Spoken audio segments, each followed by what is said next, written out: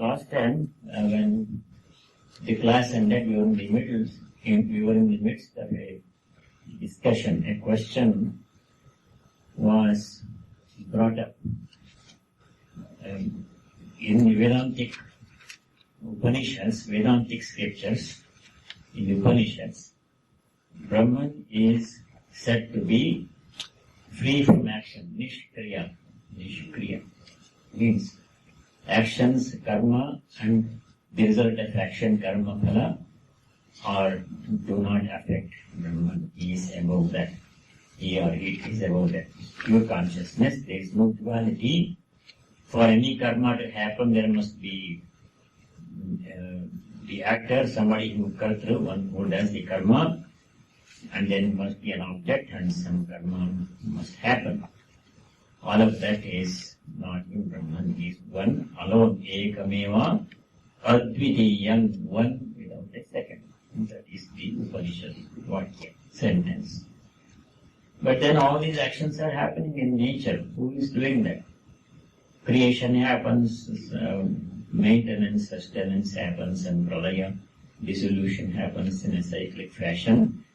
So there must be a kartru, doer for all these things. So who is the doer?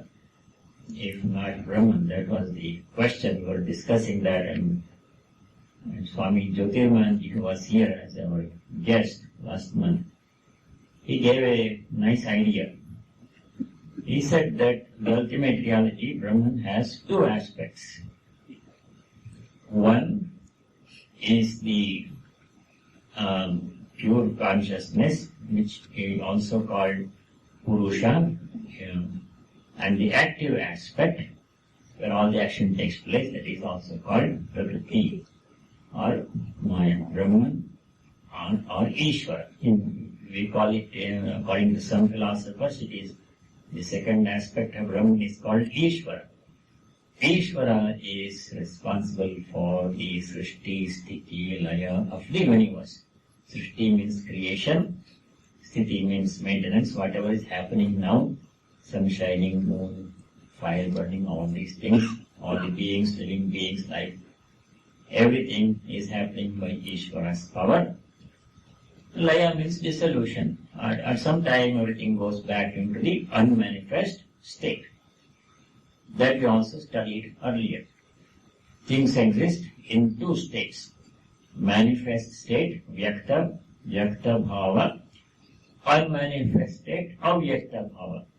So this transfer is happening all the time. Avyaktadini bhutani, vyakta madhyani bharata, avyakta nidanam eva, tatraka paridevana. That sloka we studied in the second chapter.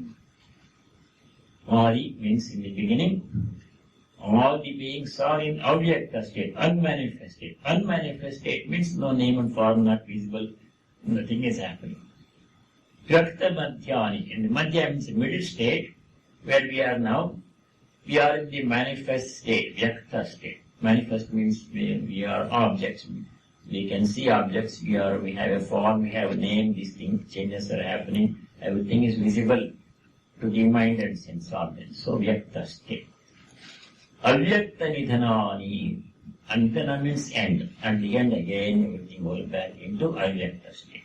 So that vyakta, avyakta, all these srishtis, everything is governed by the power of Ishvara. Brahman remains behind it as the source power, but does not participate. In the Sankhya, it is called Purusha and Prakriti, which we studied in the 13th chapter. In Vedanta, it is called Brahman and Ishvara. Sri Ramakrishna called it by Nitya and Leela. Nitya, Leela. Leela means the divine sport. All this is happening in one system. All the names and forms and changes and everything is happening. This is Leela. Nitya is eternal, absolute and the relative. In English, we can call it absolute and the relative aspects of reality. Reality has two aspects. So all actions are happening here in the Vyakta state. This is also, all these actions also happen by the power of God. That way, whether God is an actor or not, this is the answer. In the as Ishvara, he is responsible for everything that happens. By his power everything happens, that we study in the Kathopanishad. Tasya bhasa sarvam idam vibhati. By his power everything happens. Srishti also happens by his power. That is how to explain this duality. Now everything is happening. That is also God's power. But in the absolute sense, God is not involved in any activity, he is not affected by karma, not affected by karma phala also. How to understand this? Is this way with a common example. What is the difference between manifest state and unmanifest state? That we have to understand a little bit more with the help of one example. Supposing you see a tree, a large tree, which is bearing so many fruits. There are branches and small branches and twigs and leaves. And in the tree there are fruits and flowers. Everything is standing in front of us. Huge tree. It is changing. In winter it sheds all the leaves. In spring all the leaves will come back. And some season it gives fruits. All this is happening. Now, before the tree came into existence, where was it? It was in a seed. The whole tree was in a seed, but it was not visible. It was in a latent or unmanifest form. The seed is there. Seed contains the tree, but if you break the seed, you don't see the tree there. This we saw in the Chandogya Upanishad, in the conversation between Uddalaka and his son Shvetaketu. Uddalaka Shvetaketu story you have heard. According to scientific theory, this universe began and with the Big Bang. This is called the Big Bang theory is gaining acceptance now. So before the Big Bang, everything was there in unmanifest state. No names and forms, there were no stars, there were no planets, there was no space, there was no time, there was nothing. But something was there. From that something, which was unmanifest, this creation came into existence. Time and space came, and all the stars and galaxies came. Galaxies have numerous stars, some stars have planets around them and satellites around them. So this is all happening. We are in the manifest state now. Then again we will go back into unmanifest state. In that way, all actions are happening in the manifest state by the power of Ishvara. As Ishvara, he is responsible by his power. Everything, whole universe runs. Everything we do happens by his power. That we studied in the Kathopanishad. As absolute reality Brahman, he is beyond this, is untouched.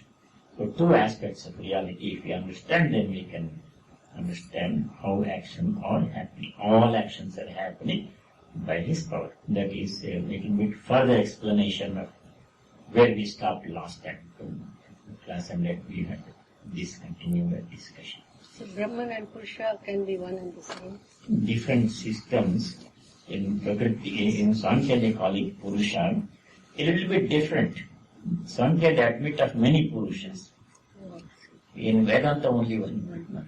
And Purusha is unmanifest. Unmanifest, and it is inactive part. Yes. Like Shiva, if you see the picture of Kali, Shiva is lying down, he is the basis. He is not acting. Kali is the active person. Creation, destruction, principle, all those. Kali is also Shakti, Shakti, right? Is also. Shakti is the manifest, Form. responsible for all actions, whole universe. So different philosophers looked at it differently. A little bit different in Sankhya because they admit a plurality of Purushas. The all Jivas, Jivas also have two aspects, Kshetra, Kshetrajna. Kshetra is the, what is called Purusha. Kshetra is the Purusha. Kshetra is the Prakriti, the analogous part, the active part. All actions happen in Kshetra only. Kshetrajna does not participate in action, he is the witness. So Sankhya philosophy, is it being followed anywhere now? It is more or less, much of it is superseded by Vedanta, but it is still correct. Swamiji, I have a good question. That is basically the circle. Yes. The illusion. Manifest and manifest. illusion and disillusion is really kind of our concept, kind of perceived. Otherwise, it's a circle, right? Yes, in cyclic fashion, things happen from manifest to unmanifest. Manifest to unmanifest. Like that. From seed to seed, it's in between is this Right. what we see. Yeah, what we are seeing is the tree form right now. Manifest. So there is, should we call it? Dr. Swami Vivekananda called it evolution and involution. Involution. Right. Everything goes back into unmanifest form. Involution. Evolution means everything comes back into the visible manifest form. This is our theory. Now, one more thing has to be added. All of these things that we are discussing now, this picture that we are imagining, is from the human point of view only. It is in the human mind that this theory happens, this knowledge comes. From the absolute point of view, there is nothing. There is no evolution, there is no involution, there is no creation, there is no destruction, there is nothing. Where is what? Only Brahman is there. When we reach But who has that absolute viewpoint? People can reach that state in samadhi. Okay. When a person reaches nirvikalpa samadhi, in waking state all this evolution we are seeing. Right? Yeah. Supposing a person reaches non-dual awareness, samadhi, then where is the world? They go beyond it. There is no world. There was the world when he was meditating, when he entered into samadhi, everything disappeared. There is only one Brahman awareness. Then not even the dual that I am knowing Brahman is I is also not there. That individual is also gone. Only Brahman remains. Absolute remains. Yeah, they become Brahman. Yeah, everything only Brahman remains. No duality there at all. No sense. knower, no object to be known. Then that person will not say, I know Brahman now. That he will not say, because Brahman, two separate things are not there. Yeah. Absolute oneness, that is called absolute. This is called relative. When we comes back to waking state, then again he sees people around and buildings and all these things happening. This is Because that time, they are beyond the senses, so that's beyond sense, beyond mind also, beyond thought also. But Swami, there's so many laws, these laws of karma and all. They can't just Only the disappear. relative We do state. get punished and we do get rewarded and all that happens even beyond birth. Only in waking state. We can see that one. In Sushupti, deep sleep, what happens? Where is the world? Nothing, yeah. Right. So it is relative. These are all relative views. Relative views means from one perspective you look at it, looks like this. You look at this building. Inside you are sitting in the Krishna temple here, it looks like this. And last year when they did the Kumbhabhishekam, some festival, one helicopter came. They put some flower petals. Many of you were there. Yeah. If you go to the helicopter and get an aerial view, this same temple looks differently. It provides a different view. So this creation is like that. From one view it appears like this, manifest everything. From absolute point of view, wholly different. So these all relatives only we are studying in the Karma Yoga. Karma means all in relative perspective only. Okay. So we will continue. At the end we can start. We will go to 16th verse. 16th verse, 4th chapter. Kim karma kima karmeti kavayogyatra mohita tatte karma pravakshyami yajñātvā mokṣyase shubhāt. This is an introduction to a new topic. Sri Krishna says the topic of the concept of karma is very difficult to understand. He himself says that one. So we are struggling with that now. All we are struggling with where karma happens, who does karma, what is karma phala, what is the connection between karma and karma phala, what is the relationship between action and the result of action. All these things we are struggling to understand. But the Lord himself says it is a difficult topic. Kim karma, what is karma? Kim akarma, what is absence of karma? Akarma means inactivity, activity and inactivity. Iti kavaya api atra mohitaha. Atra means here or in this matter. In this matter, even the wise people are sometimes confused. Kavi means a poet. Kavi also means a wise person who has knowledge, wisdom.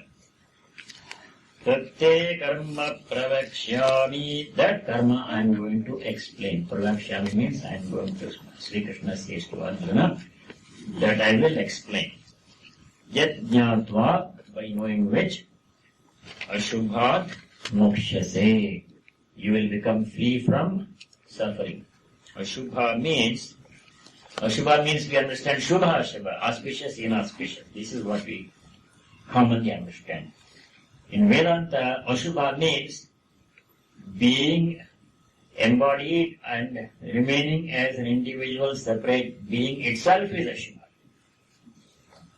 So, myself being a separate individual, not identified oneness, absorbed in oneness with Brahman, that state of separateness, or in bhakti terms, not knowing God, is Ashubha. It's easy to understand in dualistic terms, in bhakti terms. If I know God, I become one with Him, then that is Shubha. If I feel I am separate from God, I have not known God, I want to know God, where is God, is He Rama, is He Krishna, is He Shiva? Like this, if I have questions, if I don't have the anubhava, experience of knowing God, then I am in a state of Ashubha, that is inauspicious. So this is the meaning of Ashubha in this context, according to Shankaracharya. Yajñātva Ashubhat mokshase. You will become free from this state of ignorance by knowing the real secret behind karma, the real knowledge of karma. But how much his explanation is helpful, we will see from the next sloka. 17th is also a similar introductory verse only. Karmano bodhavyam Bodhavyam cha vikarmanaha bodhavyam cha vikarmanaha akarmanascha bodhavyam akarmanascha bodhavyam gahana karmano gatihi. gahana karmano gatihi. It's another linking introductory statement. Karmana api bodhavyam. We have to know about karma. It is our, we have to strive to know to the extent possible. We have to know what is karma. Akarmanascha bodhavyam. Third line, second line, akarmanascha bodhavyam. We have to know what is akarma, absence of activity, inactivity. Bodhavyam cha vikarmanaha. We have to know what is nishiddha karma. Vikarma is translated here as bad work in English. Vikarmanaha pratishiddhasya karmanaha. Pratishiddha karma means, vikarma means pratishiddha karma. Pratishiddha karma means there are certain karma which we are told not to do. We tell our children, don't steal other property, don't tell lies, don't cheat, don't harm animals and plants, don't say bad words, they always speak truth, don't say false. These instructions all parents give to their children. In all societies, this is common. No parent says to the child, go and steal somebody's property and tell lies. No parent, whether it's America or India or China or any place, same instructions, common instructions. So that is how we learn vikarma. The child will learn these things. The child also observes father, parents are not doing this kind of activities. They are not stealing, they are not cheating, they are not using harsh words. Then the child learns, yes, this is vikarma, we should not do, we are told not to do. Why we should not do vikarma? What happens if we can try? Then we will know from experience, if we try to do vikarma, some people do vikarma still, that's why they go to jail. A lot of people are in jail because they have done vikarma. Vikarma means pratishiddha karma, prohibited actions or immoral illegal actions not sanctioned by any society. If a person does those activities, society itself imposes sanctions on that person, any child. Other than that, nature itself also reacts to vikarma. Nature also has a law of karma which affects. If a person does bad things, it shows up in his body. If a person steals or cheats or something, that person will incur some suffering, undergo some suffering. So that is law of karma. So that is why they are called vikarma. Vikarma means pratishiddha karma. Akarmanascha bodhavyam gahana karmano gatihi. Karmana gati means, gahana means it is very deep, it is very profound, very difficult to understand the true significance of the concept of karma. Who says this? Sri Krishna himself says. So we will try to understand to the extent we can. The rest of it, how to know? Intuitively, from inside that knowledge will come. If you do mananam, if you do reflection on this, what we study repeatedly, then slowly the truth will be revealed to us from inside. Swami Vivekananda said, all knowledge, totality of all jnana is already embedded in each one of us. We don't have to go outside and get it. But what is education then? Education is the discovery. Removing the obstructions to that knowledge by tapas, then whole knowledge will become manifest from within. So what is the learning situation? What do schools do? What we do here? We are simply creating an environment conducive to the discovery of knowledge from within you. Nobody can put some knowledge outside to you, to your minds, to our minds. That's already God has built that into us. In the human heart it is there. But what we are doing in any learning situation, whether it is an informal learning situation like this or in a formal academic institution, an environment is created that is conducive to the discovery of the knowledge from within. So, gahana karmano gatihi, that has to come from within. What we are doing is from outside we try to understand as much as possible. And then that process of learning, discovery continues in our next step, which is mananam, reflecting on what we studied and relating everything to the experience we have in daily life. That is. One more thing I want to do a little bit of backtracking before we go to the 18th. 18th is the key verse.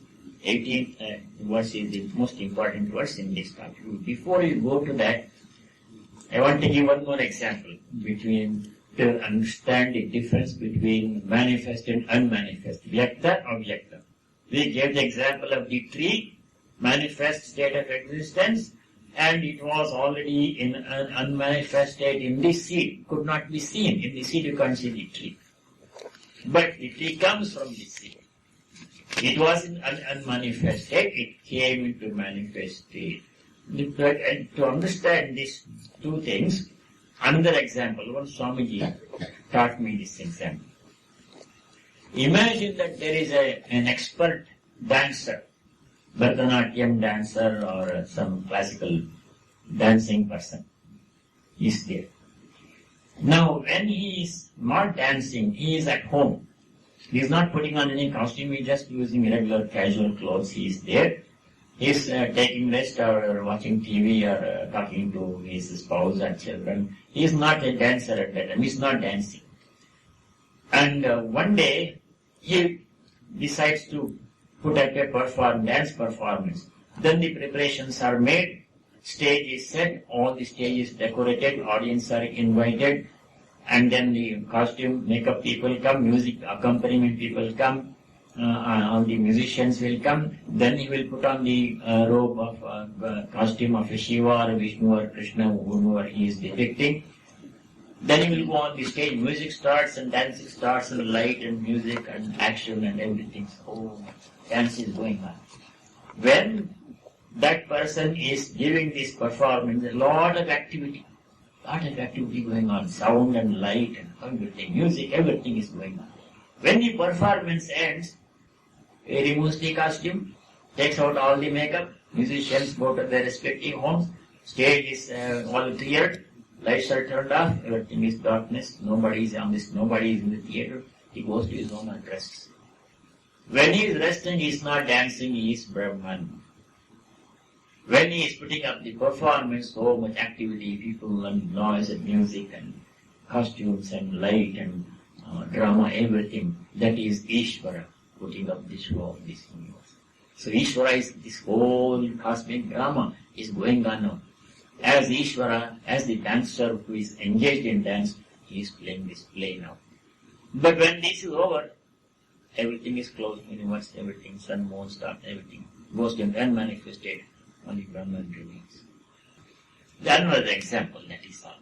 So creation means manifesting. All activity, sound, noise, people, good and bad, and punishment, reward, everything, heaven, hell, all these things are only in this manifest state of creation.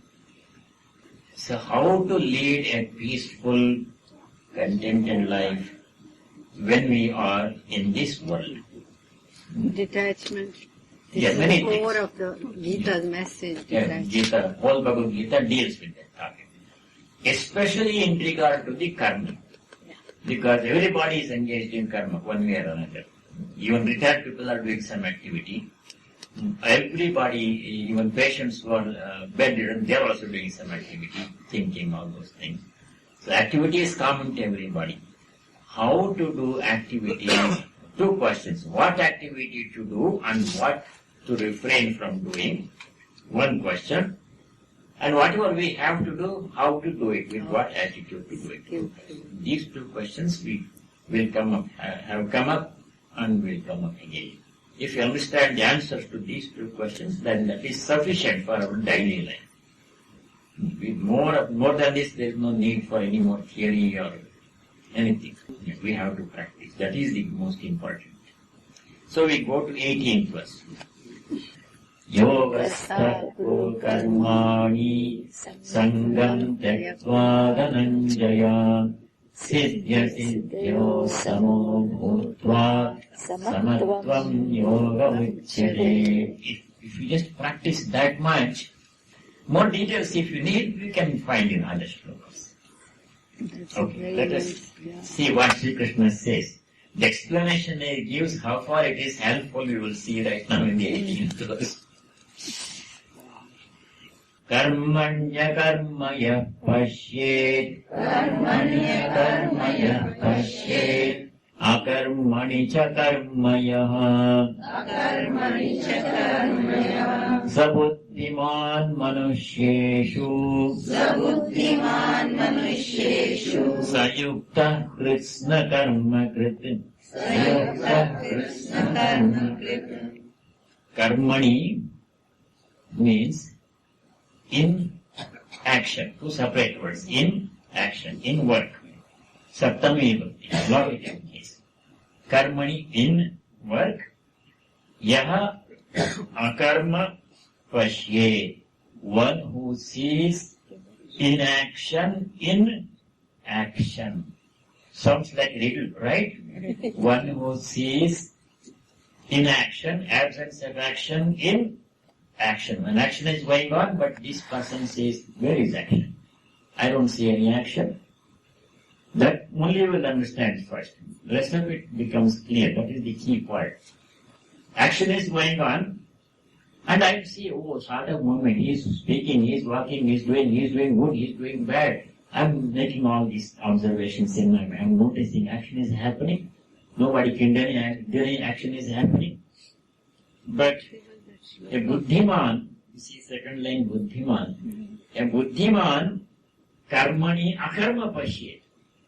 When action is apparently, obviously happening, a buddhiman, a wise person sees, he asks, where is action? You are making a lot of noise, action is going on, this and that.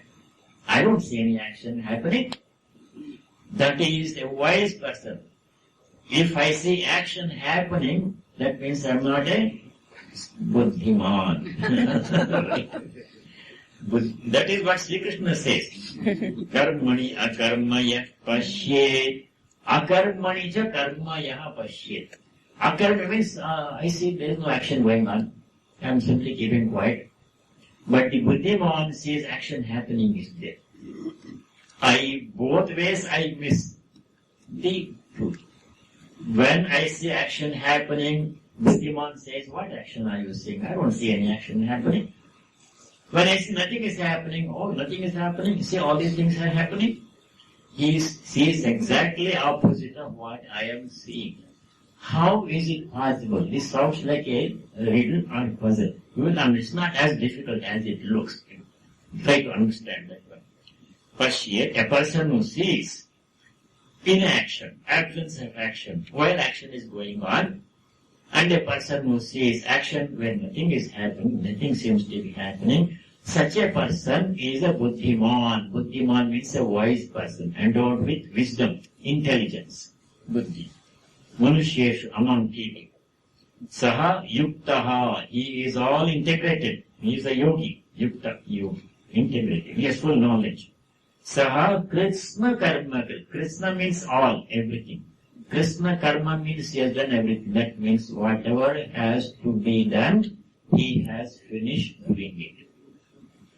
Krishna karma means a person who has completed doing whatever he or she is supposed to be doing in life. What are we supposed to do in life? You can look at it from two perspectives. From the dualistic devotional perspective, we have to know God. Most important thing. Other things we can do to the extent possible. We have to know God. Or from the Vedantic perspective, we have to know your Brahman. Your divine, your true nature is divinity.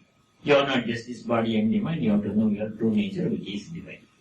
If we do accomplish one of these things, then we have become Krishna karma krit. How can we reach that state? By knowing the secret of karma.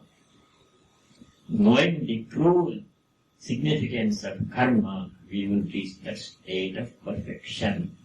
So let us go back to the first line. That is where the real substance is. Karmani akarmaya pashyet. Let us just take only that portion. Karma is happening. Actually, this becomes very easy if you go to the next chapter. But we will just try to understand now and then we'll go to the next chapter. In the 5th chapter, this is explained how akarma can be seen when karma is happening. There is a buddhiman, a wise person, and he comes to your house. You prepare a nice cup of tea and give it to him to drink. And he takes the cup of tea, he drinks the cup of tea. Then you are having conversation with him. He is talking to you, he is also drinking tea. Then if you ask him, Mahatmaji, how is the tea? The tea is good, he says. But I am not drinking tea, he says. Naiva kinchit karomi. Remember that shloka? He is drinking tea. You are watching. You are seeing that he is taking the cup in his hand, he is putting it to the mouth, he is sipping the tea. Teacup becomes empty in a few minutes. But he says, I am not doing anything. He sees inaction. He is doing action. Drinking tea is action. Apparently he is doing it. He has finished drinking the tea. But if you ask him, what are you doing? What are you doing? He says, I am not doing anything. Naiva kinchit karomi. He says, you are drinking tea? How can you say I am not doing anything? I am not drinking tea. Who is drinking tea? You say, I am drinking tea. No, I am not doing anything. Not only not drinking tea. Then how did the tea cup become empty? Oh, that the body took the tea, the hand grabbed the tea. This aroma came through the nose and the mind interpreted as very nice Darjeeling tea with the ilachi and everything, cardamom and everything, spiced. The tongue enjoyed the taste and the mind felt satisfied and the digestive system became. Where is the I in all of this? Am I the tea? Am I the teacup? Am I the hand? Am I the nose? Am I the tongue? Am I the body? I am not. I am Atman. Where is action? I am Nishkriya. I am simply there. The body did all the actions. The mind did all the body, mind is Mano Buddhi Ahankara Chittaninaham. He quotes that one. You know that famous hymn from Shankaracharya. I am not the body, I am not the mind, I am not the sense organs, I am not the 5 elements. That Nirvana Shatkam. He says, I am not doing anything. I am simply here. That is all. I am everywhere. I am Brahman. I am Brahmasmi. Manobuddhi ahankara chittani now. I'm not the mind, I'm not. All the action is happening then. Who drank the tea? The body drank the tea. The mind enjoyed the tea, taste of the tea. Am I the body? Am I the mind? Where is action? He is in action. No action took place. He identifies himself with the Brahman, with the pure consciousness, and he says, action does not touch me, I am beyond the domain of action. Where is action happening? Then it is happening in the body, mind, kshetra, only body is happening. I am the kshetra, I am the Atman. So karmani akarmaya pashyet, akarmani cha karmaya. The other perspective is our perspective. I am simply resting, say, watching TV, or even the TV is turned off because it's no interesting program. Maybe we can agree, so I don't want to watch another time. So I turn on the TV, I am simply sitting there after meals, I am not doing an activity. If you ask me what I do, I am not doing anything. I am seeing inaction, but actually a lot of things are happening. I am saying I am not doing anything. That itself is action. I am thinking in my mind, I turned off the TV. I don't want to watch anything. I just finished the meal. I am not eating now. I am not doing anything. I am just simply sitting here. I am not doing anything. I am claiming there is no action. But a lot of action is happening in my mind. In my body also, involuntary functions are going on. So where is action? The first part is interesting. The first part is explained more clearly in the 5th chapter, next chapter. If you like, we can just go a little bit ahead. And then go to the 2 verses in the 5th chapter. So let us go to the next chapter, chapter 5. Which sloka we have to study now? 8 and 9. 2 slokas. Usually they are printed together in most books. There this is explained more clearly. Actually what I said is from those 2 slokas. Naiva kinchit karomiti, Naiva kinchit karomiti, yukto manyeta tattvaved, Yukto manyeta tattvavid, Pashyan shrinvan sprishan jigran, Pashyan shrinvan sprishan jigran, Pashyan shrinvan sprishan jigran, Ashnan gachan swapan shvasan, Ashnan gachan swapan shvasan, Pralapan visrijan gridnan, Pralapan visrijan grinnan, Unmishan nimishan napi, Unmishan nimishan napi, Indriyani indriyartheshu, Indriyani indriyartheshu, Vartanta iti dharayan. Vartanta iti dharayan. See, the word yukta came there in the first line. Yukto manyeta tattvavid. Tattvavid. In Tattvavid reality. means one who knows the truth as it is. One who has knowledge. Tattvavid. What does he say? He or she says, Naiva kinchit karomi. I am not doing anything. But he is not doing anything. He is doing all those activities listed in the 2nd and 3rd lines. Pashyan. We are seeing things. He is also seeing things. He has verifies. Shrinvan. We are hearing sounds. He is also hearing sounds. Pashyan, Shrinvan. Sprishan. We are touching things. He is also touching things. Sprishan. Jigran. We are smelling fragrance and nice smell of the food and everything. Somebody is baking this apple pie. All this full of nice aroma. He also smells that, enjoys that one. Sprishan, Jigran. Ashnan, we eat, he also eats. Gachan, we walk here and there, we go, he also walks here and there. Swapan, sleeping. Shvasan, breathing. Pralapan, speaking. Visrijan, releasing. Grinhan, grabbing things. Unmishan, nimishan, nati, opening and closing eyes. Blinking. Though he is doing all these activities that we are also doing, we see action happening there. If you ask me what you're doing, I say I'm speaking, I'm seeing all of you, I'm holding the book in my hand, I'm releasing the book from my hand. All these actions I'm doing now, I'm aware of it, I'm aware that I'm the doer. But this person says, he's been doing all the same things, but he says, I'm not doing anything. How to reconcile his profession that he is not doing anything with, and obviously the action that he is engaged in. That question is answered in the last line. He says, his explanation is, Indriyani Indriyartheshu Vartante. Where is the I? Indriyani means sense organs. Supposing I am eating.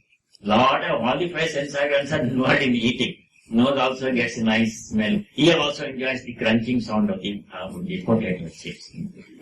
Right? Ear also, the sound is also pleased, sound of eating. When we have slurped the paisam or rasam, the slurping sound is very pleasing. So the hostess also is playing. In the society, she is taboo. We should not make slurping sound. We should eat silently. But in India, slurping sound is supposed to be very good because the hostess who made the food, she is very happy. Oh, my hostess is enjoying the food, must be very tasty.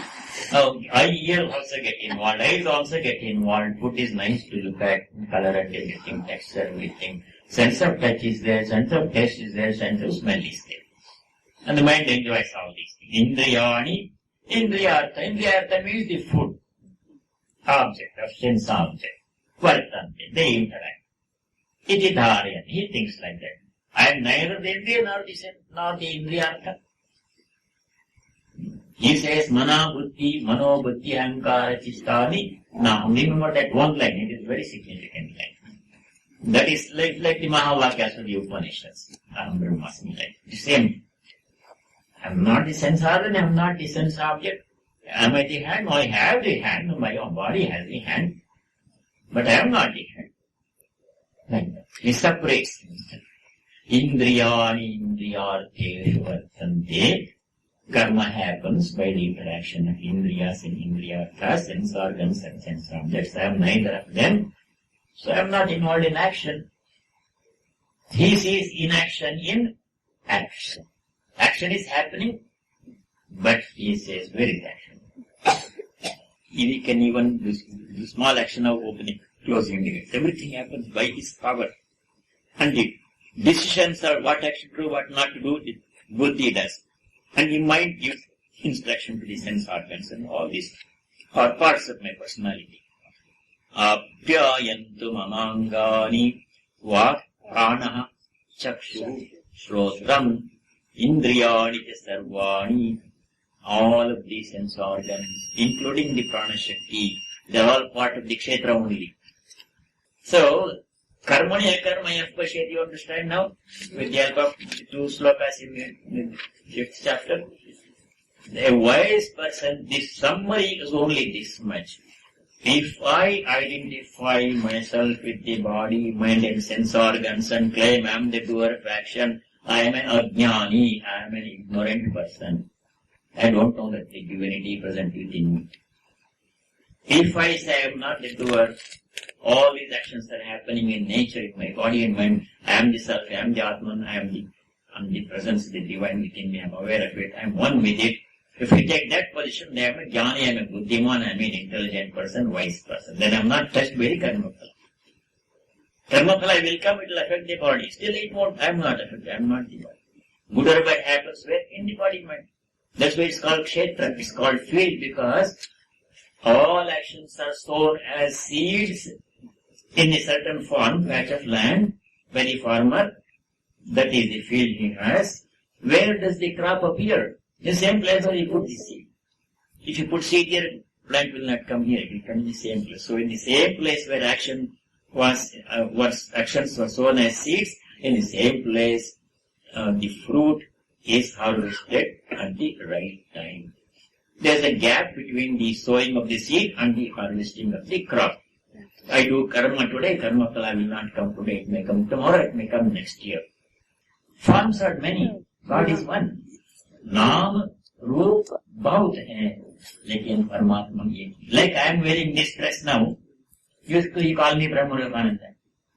And when you go to my doctor's office, I am wearing a gown, then I don't know Brahmarupananda, my passport name is given there in my social security, my medical insurance. Am I two different people? In this context, I am seeing this way, my Rupa is different, my Nama is different, my name and form are different. I go to the airplane as a passenger, or I go to a doctor's office or some Social Security Office, then my name is different, my identity is different. Many people recognize all these are different aspects of same reality, so they don't fight. Supposing you are worshipping Rama, I am worshipping Krishna, and if I understand this basic truth, that both are same as different aspects of same reality, I go to your temple and worship Rama with you. And you have no problem coming to my temple and worshipping Krishna with me because we understand. But some people say, oh no, Rama is different, Krishna is different, I don't want to come to your temple. This is lack of understanding. I tell you, forget the problem between Christians and Muslims and Hindus. Take one religion, Christianity. This actually happened. It's happening now. In India it is happening. Somewhere I forget the name of the term. I read in the newspaper. Large scale conversion of Hindus was made into, they were converted into Christianity. That's happening so much. Happening. Okay. We recognize it. That's good. We have no problem with it. Only you want to worship God as Christ, you worship God as Christ. But you are born in this dharma, in your choice. You do it by choice itself. Now, some of those people, before becoming Christians, when they were Hindus, they were Brahmin community. Some of them were a Dalit community. Then they were made to become Christians, promising that in Christianity there is no caste system. In Christianity all are Christians, there is no upper class, no lower class. So these people were induced to become. So these people became. What happened when they became Christians? They made two churches. It actually happens now. It's not fiction. Those people who were in the upper caste Hindus, they built a church, they go and worship there. They did not allow other Christians who also were Hindus before who were in the Dalit community. They said, you are Dalit Christians, you make your own church. So they are fighting. Police had to go intervene. So what? This is human weakness. Not being able to see, get a higher perspective and accept everything as different forms of divine and practicing harmony and peaceful methods of worship. You giving everybody their freedom to worship God in any form they like. You can't limit God to one form. This only God, worship only this God, don't worship that God, I cannot say. But that's what some people do. Our sages had the wisdom to recognize all aspects of divinity as aspects of same divinity. It doesn't matter which aspect you worship. No reason to fight or quarrel or disagree. You worship this form. Just like going to a restaurant. In the menu has 4 pages, lists of so many things. Everybody has to eat only one. There is no such rule. You choose your choice, the food of your choice. I choose the food of my choice, depending on my need and my ability, my interest. So we eat different things. We can say nutrition. But how can you legislate and say everybody must eat only sambar, idli, sambar? Nobody should eat chapati. If it makes such a rule, will it work? We cannot. Let us give the freedom to every individual to worship the divinity in any way or form he or she wants to worship. We are happy with it, we support it, we also join it. Every individual should be given the freedom to worship God in any way he or she likes. It is up to him or her. Because you cannot limit God to one form or to one aspect. It is infinite aspects, infinite forms. It's just like, I'll give another example. Supposing there is a huge ball game going on. See, Chicago Bulls and Washington Wizards, they are playing in the big stadium in Chicago. And 20,000 people have bought the ticket to go to attend the ball game.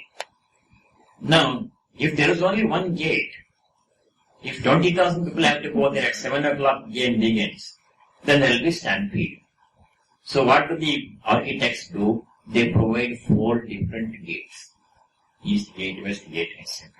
So that you buy the ticket, you can enter the stadium through any gate you like, whichever is convenient to you. Wherever you find the parking place, nearest gate you go enter.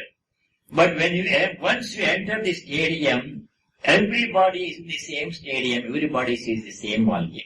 If you go to through the east gate, you see the same ball game. If you go through the west gate, you see the same ball game. Is the same for everybody, but entrances are different. Divinity is one, but paths to reach that divinity could be many or many. You enter through any path you like. This is your choice, your freedom.